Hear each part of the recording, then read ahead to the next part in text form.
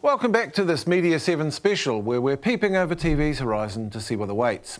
And the next thing, it appears, is 3D TV. In Australia, last week's Football International and the State of Origin Rugby League match were both shot and broadcast in 3D. There's no sign of 3D sports broadcasts here, but that's not stopping the set manufacturers from rushing the gear to market. Jose Barbosa and I went to Samsung's product party. It's a well-proven fact that reality as we live it today absolutely sucks. So the way that urban professionals like myself try to avoid the all-crushing ennui of life is to buy big f***-off TVs. So if state-of-the-art is what you want, there's nothing more cutting-edge than 3D TV. Tonight we've joined the slack-jawed glitterati at Samsung's launch of their new 3D TVs. We wanted to know exactly how 3D works. It's actually the brain that tricks your mind into perceiving an object in 3D. There's a really simple test that you can do just to gain the experience of that. If you hold a finger up and close one eye and then the other, you'll see that your eye sees it from a slightly different perspective. 3D works by having an image, one going to the right eye, one going to the left eye, and then it merges them into a 3D object. Alright, well this is what we've come here to see. This is 3D TV. These are the glasses. They're exceptionally light. Most manufacturers who are putting out 3D TVs, their glasses are about this light. They're actually, you have to turn them on. There's a little button you press. It turns them on, so let's have a look. And wow, that really does work. It's a lot like, if you remember Viewmasters. The three-dimensional colour pictures are extraordinary. I think more than anything else, probably CGI cartoons is really what this is all about. As Russell was saying before, it'd be interesting to see what it looks like with sport. What do you reckon, Russell?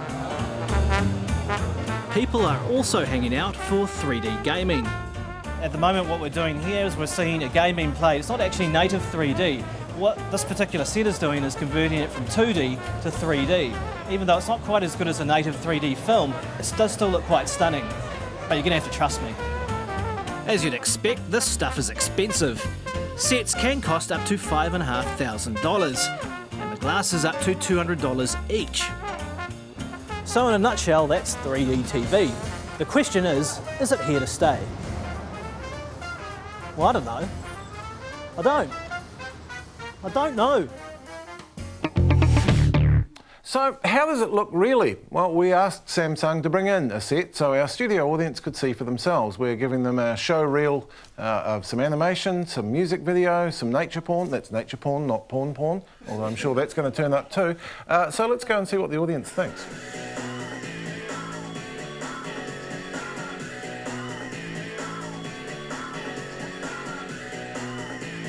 Okay, first question, I need a show of hands. Does it work? Pretty universal. Would you spend $4,000 on one? Would you be more likely to spend $4,000 on one of these sets, plus another grand for 5 sets of glasses for the family, if the sport was available in 3D? Not a very sporting audience, I can see. Well, I would like to see the sport in 3D. There is one New Zealander who'll be seeing plenty of 3D TV this year because he'll be making it. We grabbed Ian Taylor, CEO of Virtual Spectator and TaylorMade, on his way from Dunedin to Sardinia. Well, Ian, everyone's talking about 3D TV this year. You're already making it. What are you doing and how real is 3D TV? Well, actually, it's happened really very fast. I mean, we made our first 3D film for Mount Cook about 2.5 years ago. Since then, we've made a number of others, but what we're doing is we're shooting Louis Vuitton 3D. Augusta, the championship, golf championship was done in 3D.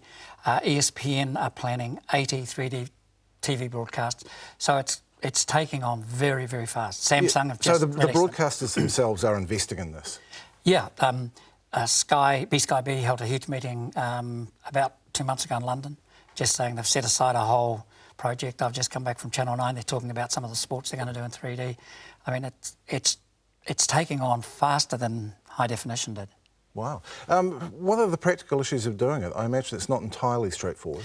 No, it isn't straightforward, and of course some sports are better than others. I think even they're talking about the World Cup rugby.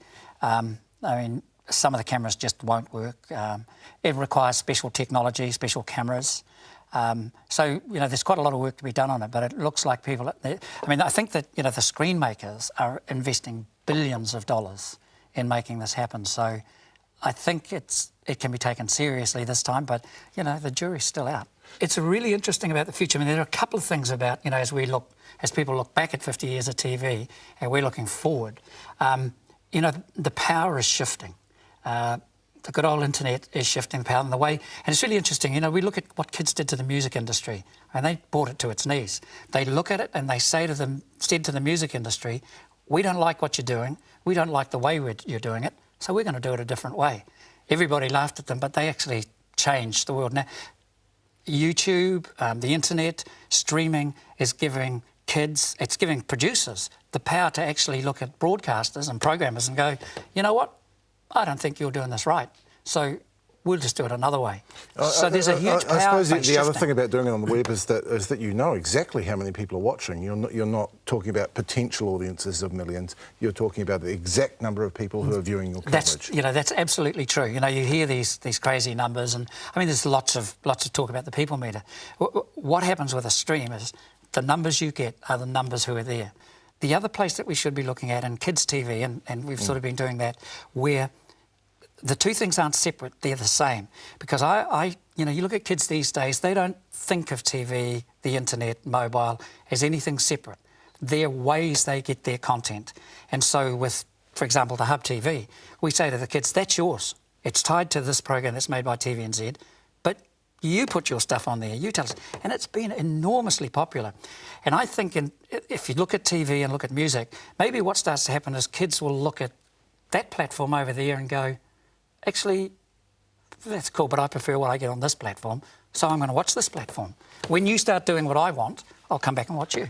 And just finally, the received wisdom is that children's TV is dying, it's being killed by the internet. You don't feel that way, do you? No, I think, yes, what is it? Rumours of my death are greatly exaggerated. I mean, you look at some of the numbers, I mean, kids are still watching a lot of TV. But I think what is happening, it's merging. And again, it's that thing. Yes, they will watch TV. We don't give them what they want. They will shift, and this time they've got places to move to. So no, it's still got a great future if we give them what they want. Ian Taylor, that's fascinating. Thank you. So what other new technology awaits on the near and far horizons? I'm joined now by Freeview General Manager Sam Irvin and Mohawk Media's Helen Baxter. Thank you both for joining us. Now, Sam, I guess we'll start with you because you're the near-term guy. Freeview punted on launching in New Zealand with emerging technical standards rather than mature ones, even though that made the gear more expensive. Yeah. And it seems to have been the right decision. Yep. Are there more of those decisions on standards coming up? Well, I don't know about punted is the right word, Russell, but it was a good decision, and I think the proof of that is that standard's now been picked up by Australia, most of Southeast Asia, South Africa, Ireland, and the UK are now just finally going with MPEG-4. So in terms of what it means for New Zealand is it means that New Zealand viewers don't have to go out and buy a new box for HD because that's what we launched with.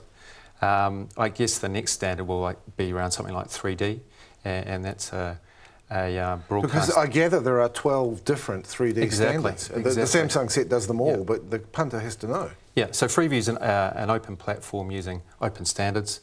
So, you know, that lends itself to getting a number of devices out there, but it does need one standard to make it work. Is it going to be a problem for you to have the Apple TV box and the Google TV box and TVs with Google built in? It looks like quite a fractured market. Yeah, and I think it is, and I think what the consumer wants is something that's easy. So what they want is, you know, a common standard. And the ability to just use their TV remote to access content. And they don't really care whether it's delivered over the internet or from a satellite or from a terrestrial tower. They just want to be able to sit down and enjoy their television. Is the next big jump in the home the connected television? It seems that particularly in the US over the past year, virtually all televisions seem to have an Ethernet port. I think we're probably a step back from that, which is the growth in digital television recorders. So things like My Freeview are going to become pervasive in homes, and people are going to start using those to schedule their own viewing. And then it's going to be added to with other content through connected TVs. So content delivered via the internet. Yeah, because I just want a box that does YouTube quite well for me on the television. Right. Yeah, are we going to get that? I think you've already got it, and as I say, it's up to the viewer, to whatever's easiest for them. The great thing about Freeview being an open platform and using an open standard is that you can go to whatever content you want on the EPG. Now that may be delivered via the internet and it may be YouTube. It's up to the broadcaster to decide how they're going to deliver the content and what content it will be. Are we going to see different sorts of Freeview devices? I know with the older standard that they used in Britain, there were handheld Freeview televisions. Handheld Freeview television. There's no reason why there couldn't be. And I think that in a market the size of New Zealand, that's going to be one restriction.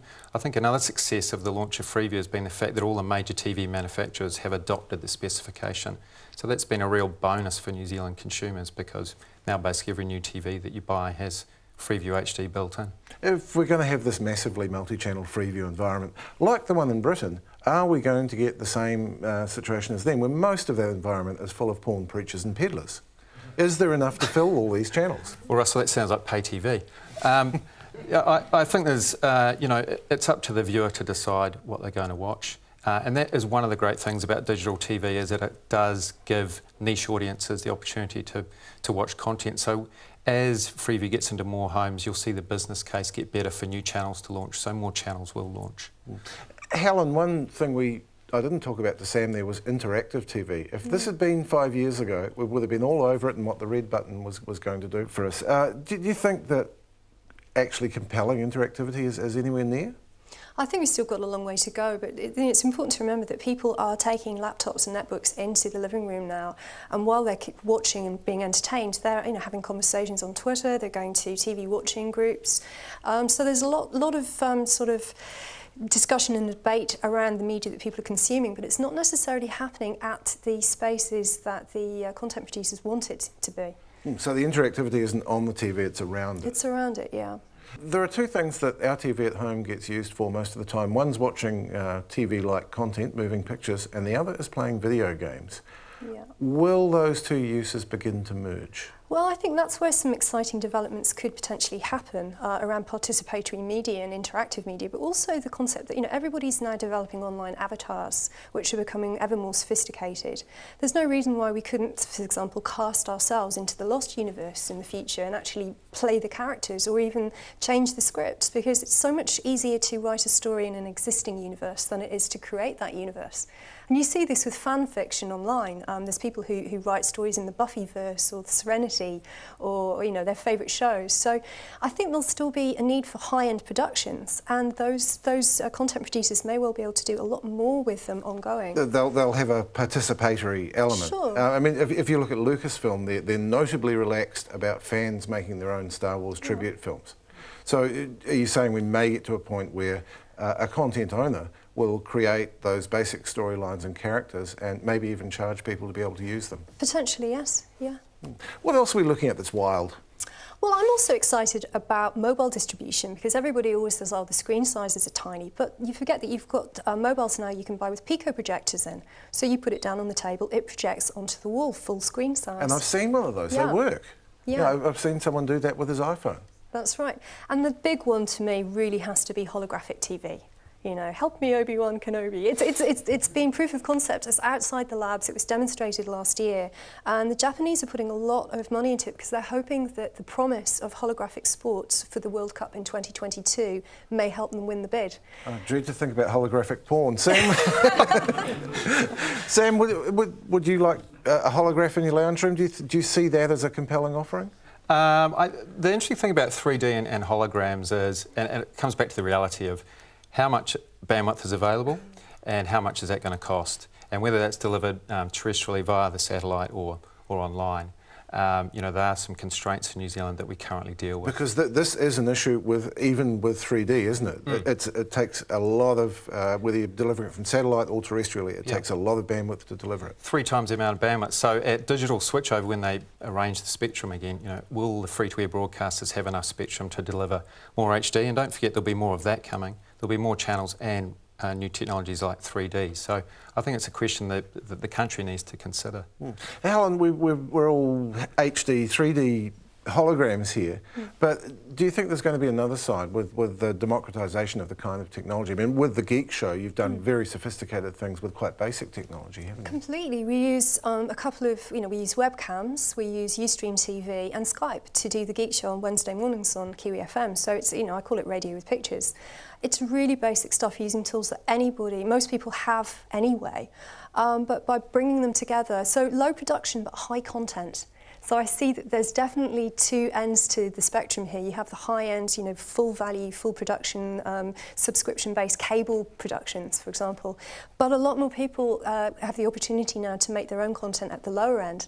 And just because the quality is not as high doesn't mean to say that the content is not as high. And I have to say, what you've described is kind of the way that my sons watch TV. They either watch Avatar or they watch some guy ranting at a camera. Yeah.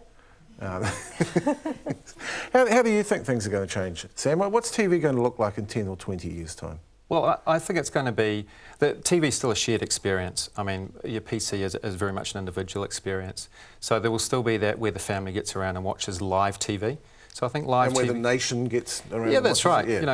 And the ability to be able to do that free to air is something New Zealand needs to hang on to, because it's the only media that's consumed at that level live by nearly all the population.